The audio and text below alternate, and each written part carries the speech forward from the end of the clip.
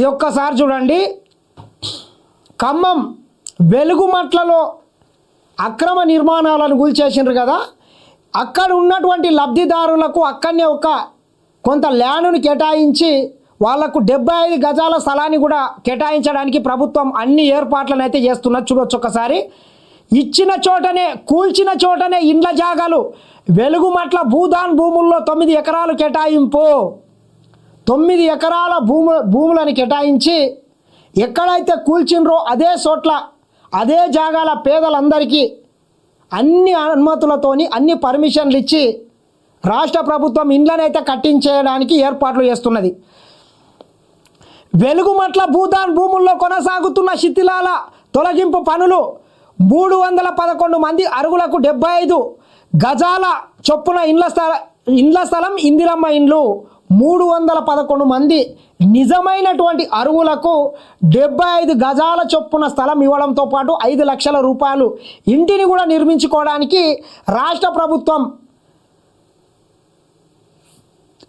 చొరవ తీసుకొని ముందుకొచ్చింది. కలెక్టరేట్లో టోకన్లు పంపిణీ చేసిన అధికారులు ఇవాళ 3 మంత్రుల చేతుల మీదుగా పట్టాల అందజేత. జాగాలున్న మిగతా 101 మందికి సొంతూరులోనే ఇండ్ల మంజూరు.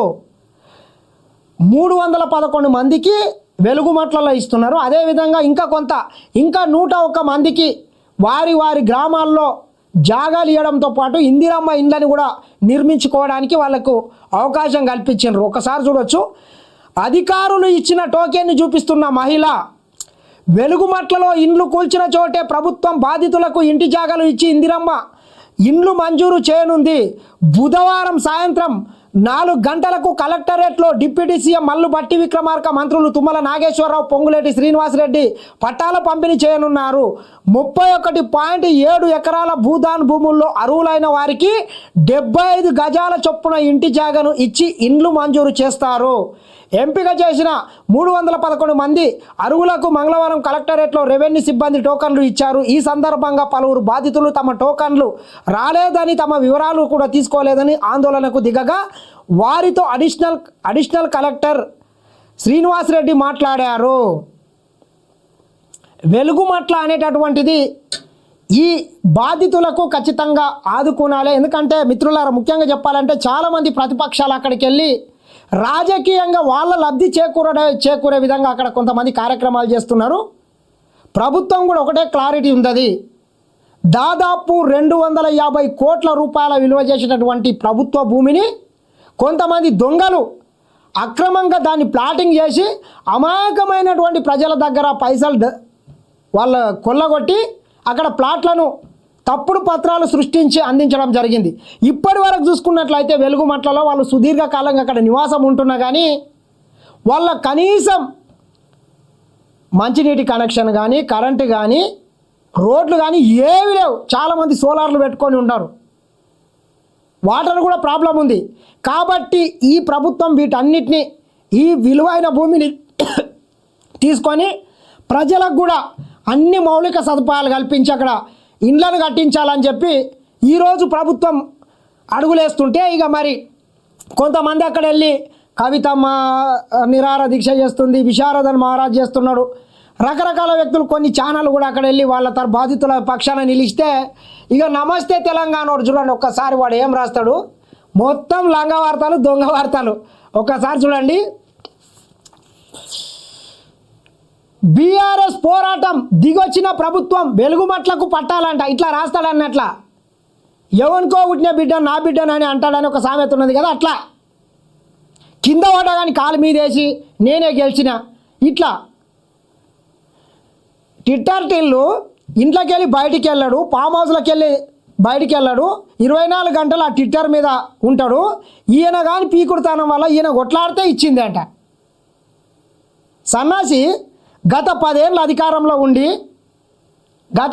అధికారంలో ఉండి మీరు కొండపోచమ్మ సాగర్ కావచ్చు, మల్లన్న సాగర్ కావచ్చు, రంగనాయక సాగర్ కావచ్చు, బసవపూర్ కావచ్చు, మిడ్ మానేర్ కావచ్చు, లోయర్ మానేర్ కావచ్చు, అప్పర్ మానేర్ కావచ్చు, ఇట్లా రకరకాల ప్రాజెక్టులలో కొన్ని గ్రామాలనే రాత్రే నీళ్ళు ఇడిచి ముంచేసిండ్రు.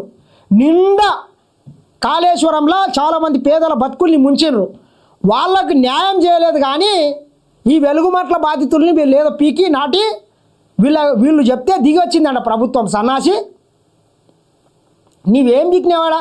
నువ్వు పీకిందేంది, నాటిందేంది, కట్టలు కట్టిందేంది? వెలుగుమట్లలో ఆ ఇండ్లని కూల్చిన మరుక్షణమే మళ్ళా తెల్లారే పొంగులేటి శ్రీనివాసరెడ్డి గారు ఆ జిల్లా మంత్రిగా ఇక్కడ భూములు కోల్పోయినటువంటి ప్రతి పేదోడు నిజమైన అరుగుడు ఎవడన్నా ఉంటే వాళ్ళని ఆదుకుంటుంది ప్రభుత్వం అని ఆ రోజే చెప్పింది. దాని వెనుక నీదేంది? ఇక నా కోడి కూస్తేనే తెల్లారింది అనే లేవల్ల నీవు కటింగ్లు ఇచ్చుకోమెందుకు కేటీఆర్? ఏదో అయ్యే లేకుంటే అమాస ఆగిపోతుంది అన్నట్లు నీ కటింగ్ లాపు, నీకేం సంబంధం కూడా లేదు. ఇంకా నీకన్నా ఇంతనంతన మీ చెల్లెలు బెస్ట్. 2 రోజుల నుంచి పోయి నిరాహార దీక్ష చేస్తుంది పాపం ఆమె. కానీ ఈయన వల్ల దిగి వచ్చిందంటే ఎట్లా చెప్తాడు చూడండి. మంగళవారం వెలుగుమట్ల నిర్వాసితులకు భోజనం అందజేస్తున్న పువ్వాడ ఫౌండేషన్ అంట. ఈయన గారు ఈ పువ్వాడ అజయ్ కుమార్ మొత్తం ఖమ్మంలో భూ సెటిల్మెంట్లు చేసి వేల కోట్ల రూపాయలు కొల్లగొట్టినరు వీళ్ళ బ్యాచ్లు, ఈ అయ్యగారి బ్యాచ్. వీళ్ళందరూ కొట్లాడితేనంట ప్రభుత్వం దిగి వచ్చిందంట. చూడండి ఎట్లున్నది. ఇట్లా రాస్తుంటాడు అన్నట్లా. ఇంకేం రాసిండు? కూలగొట్టిన 412 ఇండ్లకు తిరిగి కట్టించేందుకు సర్కారు సమ్మతి. బీఆర్ఎస్ పోరాటంతో భూదాన్ భూములు మళ్ళీ పేదలకే సొంతమంట. 311 కుటుంబాలకు భూదాన్ భూముల్లోనే ఇండ్ల పట్టాలు ఇండ్లు. మిగతా 111 మందికి సొంతూరులో స్థలాలు, ఇందిరమ్మ ఇండ్లు. కేటీఆర్ పర్యటనతో ఉధృతమైన ఉద్యమం, పాలకుల్లో గుబులు. నిర్వాసితుల ప్రక్షాళన సుప్రీంకోర్టుకు వెళ్లేందుకైనా సిద్ధమంట. ఈ లొటపీస్ రామాయ పోయి ఆడ ఏదో పెద్ద ఉద్యమం చేసిండంట.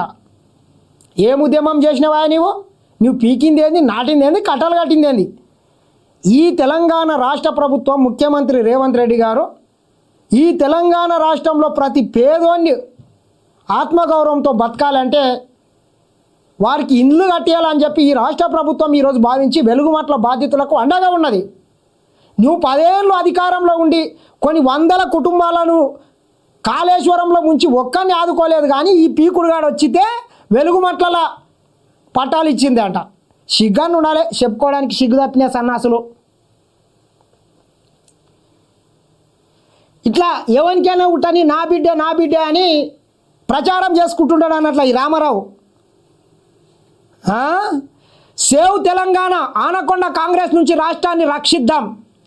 ఎవడు ఆనకొండ, ఎవడు దొంగ, ఎవడు దొర తెలంగాణ ప్రజలు చూసిండ్రు. 10 ఏళ్ళు అధికారంలో ఉండి మిగులు బడ్జెట్తోని ఆ రోజు కాంగ్రెస్ పార్టీ మీ చేతుల్లో రాష్ట్రాన్ని పెడితే 9.5 ఏళ్ళు ఈ రాష్ట్రంలో అధికారంలో ఉండి వేల కోట్లు, 8.5 లక్షల కోట్ల అప్పులు చేసి చిప్ప చేతికిచ్చి ఈ రాష్ట్రాన్ని అధోగతి చేసి వేల కోట్ల ఆస్తులు అంతస్తులు కూడగట్టుకున్నటువంటి దొంగలు మీ నుంచి ఈ రాష్ట్రాన్ని కాపాడాల్సినటువంటి బాధ్యత ఈ రాష్ట్ర ప్రభుత్వం మీద ఉన్నది. ఎవనబ్బ సొత్తు ఎక్కడికి వెళ్ళి వచ్చినాయి? 2014 కన్నా మీ ఆస్తులేన్ని, ఈరోజు మీ ఆస్తులేన్ని? ఎవడు ఈ రాష్ట్రాన్ని లూటీ చేసిండు? ఇట్లా ఇదో చిల్లర పేపర్లో తీసుకొని అన్ని చిల్లర రాతలు, లంగరాతలు రాపిస్తుంటాడు. జై తెలంగాణ నినాదంతో నాడు ఉద్యమం, నేడు అదే స్ఫూర్తితో ప్రజలను ఏకం చేద్దాం. రేవంత్ లాటరీ సీఎం అంట. నేనే పీకుడు కానీ, నేనే రాజుని, నేనే మంత్రిని అని 9.5 ఏళ్ళు విర్రవీగినటువంటి మీ అప్పలాంటి ఒక నియంత్రణను తొక్కి పాతాళానికి తొక్కి రాజకీయంగా ఒక్కొక్క మెట్టు ఎక్కుకుంటా వచ్చి ఈ రాష్ట్ర ముఖ్యమంత్రి పీఠాన్ని అధిరోహించుండు కేటీఆర్. నీ ఓవర్ యాక్టే నాపు. నీ లేక అయ్యని అడ్డం పెట్టుకొని అమెరికాలో చిప్పలు కడుక్కుంటా రాత్రికి రాత్రి పారాషూట్ కట్టుకొని వచ్చి ఎమ్మెల్యే గెలిచి 10 ఏళ్ళు మంత్రిగా చేసి పందికొక్కులాక ఈ రాష్ట్రాన్ని దోసుకోలేదు రేవంత్ రెడ్డి గారు. ఎట్లా లాటరీ సీఎం అవుతాడు? మీ అప్పని తొక్కి ఫామ్ హౌస్కు పరిమితం చేసాడు బిడ్డ. సిగ్గుండాలే మాట్లాడడానికి. మీ అప్పని అడుగు, నీకు తెలియదు కానీ ఆ కష్టమేంది, ఆ సుఖమేంది, ఎట్లా పైకి రావాలి, ఎట్లా సొంతంగా ఒక రాష్ట్రంలో ఒక పార్టీని అధికారంలోకి తీసుకురావాలి నీకేం తెలుసు? కత్తి తెలియదు, బొచ్చు తెలియదు. చేసి పెట్టిన సంసారం మీద వచ్చి రింగ్ అనకం కాదు. నీ వీకిందేది నీ సారథ్యంలో ఏ ఎన్నికకు పోయినా దాన్ని నాశనం చేసినావు. అది జూబ్లీహిల్స్ ఉప ఎన్నిక కావచ్చు, కంటోన్మెంట్ ఎన్నిక కావచ్చు, పార్లమెంటు ఎన్నికలు కావచ్చు, మొన్న వచ్చినటువంటి సర్పంచ్ ఎలక్షన్స్ కావచ్చు, మున్సిపల్ ఎన్నికలు కావచ్చు, కార్పొరేషన్ ఏ ఎలక్షన్ అయినా నీవు వాళ్ళ కాలు పెట్టినావంటే దరిద్రం దూల మొత్తం తీరిపోయి పార్టీ సర్వనాశనం అయిపోయింది మీ పార్టీ. మళ్ళీ ఈరోజు నీతులు మాట్లాడుతున్నాడు సిగ్గు తప్పినోడు.